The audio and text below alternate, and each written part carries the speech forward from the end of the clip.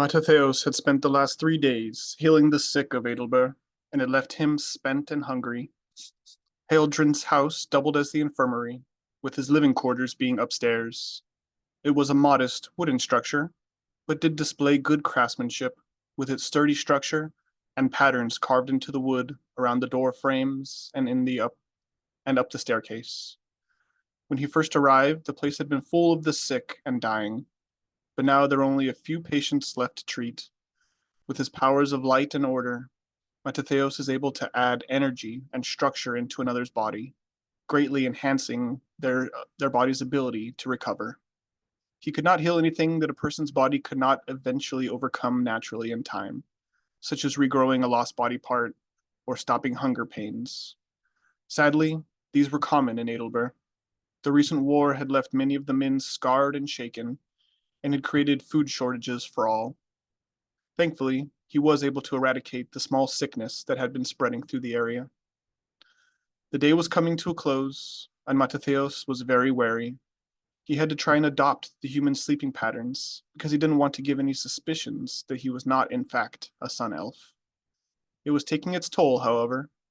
Now that the sun was beginning to set, his body was ready to come alive and explore the night. But he had been awake all day long, doing strenuous healing, so he was deliriously exhausted. Whether or not I sleep, I need to eat and recover my strength, thought Mattathios. He made his way back to the small bedroom in the underground storage building that Aelvig had prepared for him. Once in the underground room, Mattathios was able to let out a deep sigh of relief and took off his borrowed mask and gloves. He had been born and raised deep underground, so even though this room was only one level underground, it still provided immense comfort for him. He sat cross-legged on the floor and began his meditation, reciting lines from the Litany of Perseverance. All events in life are either in your control or not. If they are, then do your best and do not complain. If they are not, then learn to be accepting. While speaking this, Mattathios thought of how much of his life was up to fate and not up to himself at all. About how in his past life, as a vengeful murderer, all he'd cared about was getting pleasure and inflicting pain. When life gives you hardship, greet it as an old friend. Proclaim to the cosmos, I am grateful this happened to me, for I am strong enough to bear it and wise enough to learn from it. During the completion of this litany, Mattathios thought about the recent near-death experience he had, how his overconfidence and pride led him right into a trap that should have killed him. Fate is not done with me yet, it seems, he mused. Thanks to Aelvig and this mysterious wood elf, I am afforded time to learn from this mistake. He tried to remain stalwart and accepting, but it scared him how close he came to a meaningless death. Those wraiths had torn up his body, but the real damage had been to his spirit. It felt as though the wraiths had almost fully separated his spirit from his body while they were fighting, which would have turned him into a wraith as well.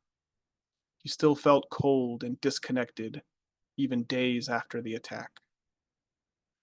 Then there was a knock at the door. Mattathios was shocked, because he had not heard the ground-level door open, nor any footsteps coming downstairs.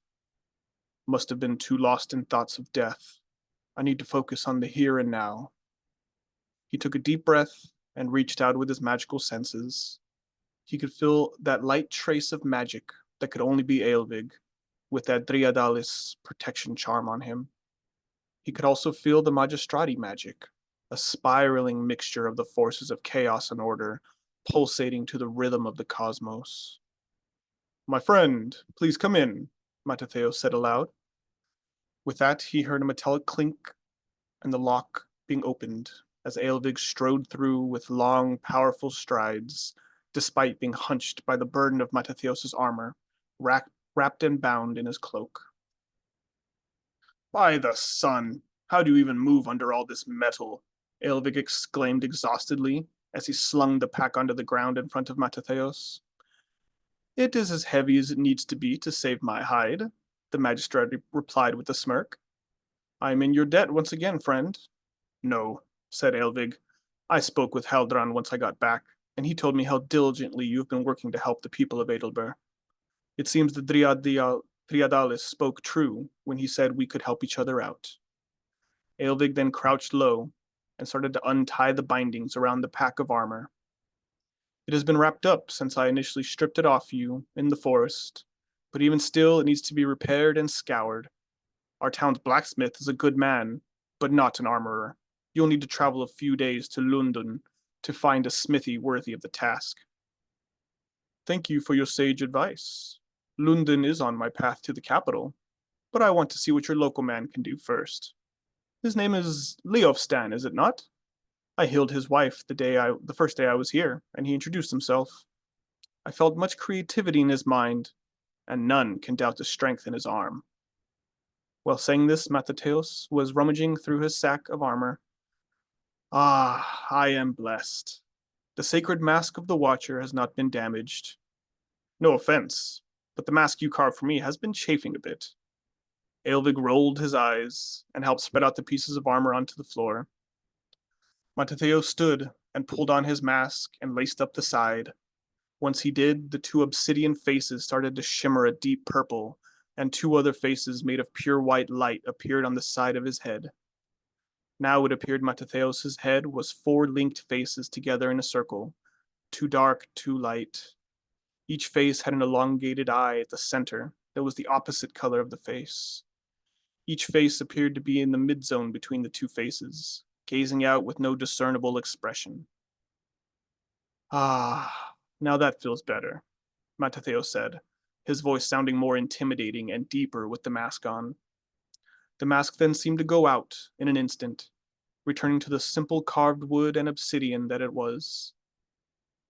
Mattateusz then took off the rough-spun robe that Aelvig had given him, folded it, and placed it on the bed. He reached under the bed and pulled out his original clothing, the long-sleeved, padded jacket and pants, both dyed black. They had been patched and sewed by the local tailor at Mattateusz's request after he had healed the man of sickness. Mattateusz then reached down and pulled his cloak out from under the armor and threw it over his shoulders. It was a fine elven make, and the colors seemed to shift between earth tones and foliage in the light.